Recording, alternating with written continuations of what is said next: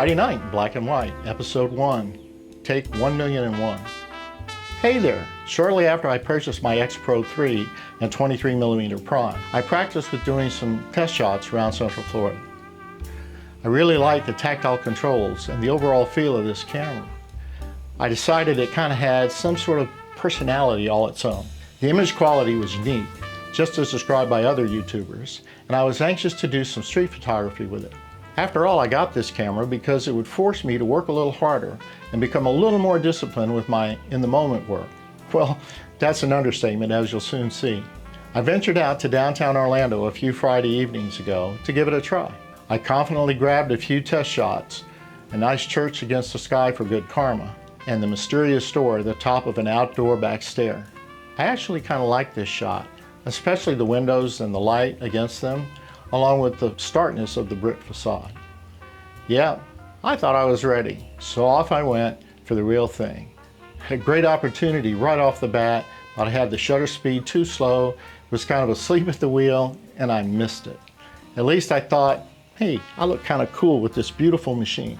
Feeling more than a little devastated, I decided to try again, continuing to bite off more than I can chew, of course. You know, thinking I'm going to get some motion blur with a nice crisp background with my new camera, forgetting that my lens doesn't have any stabilization, nor does the camera body. The result was another, not quite. Maybe a slightly faster shutter speed would have been better, but at least I was beginning to get in sync, albeit really the hard way. So, after partially recovering from that horrible bout of camera insecurity, I found this young man enjoying a cigar, and he was gracious enough to let me catch the moment as he sat at the outdoor terrace of the Cigar Bar. It actually gave me a chance to play with the settings for just a second, so for this one, I tried a little more depth of field at f4 and 1/100th. I think by this time I'd also decided to go ahead and trust that camera and set the ISO to auto. Now for this one, I thought I really had an opportunity. I love the open door and the light. I love the sidebar name and the squared off architecture of the signs and the graphics. Maybe this would work. So I waited for somebody to walk by and see what they'd do. Well, this couple came by. The young lady confidently opens the door while her companion is sort of looking up, while the people off to the left are completely oblivious to the mystery that awaits just down the sidewalk. It almost worked, but I just somehow missed the magic I was seeing when I came across this opportunity. Maybe a f4 and a higher ISO would have worked, but maybe subconsciously I was still worried about noise. Then this young man, he just insisted on being photographed.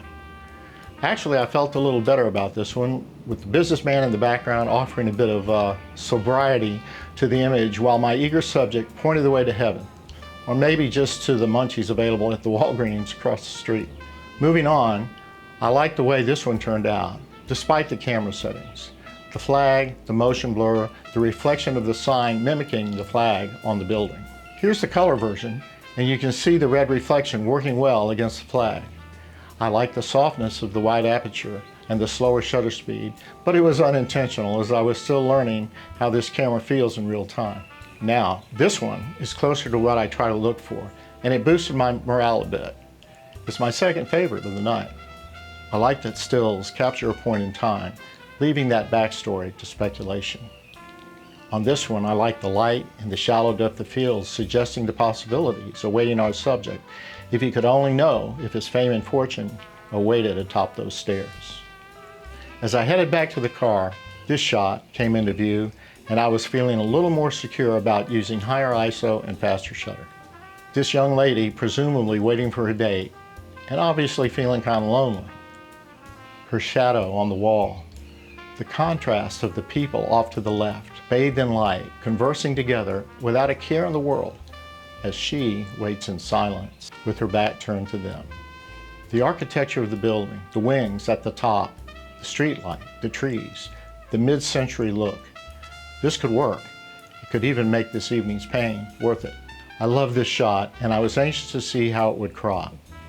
I gave it several tries and finally settled on this one, although it's a heavy crop. It's as if the building somehow shares her isolation and offers her some sort of escape to those wings on the roof.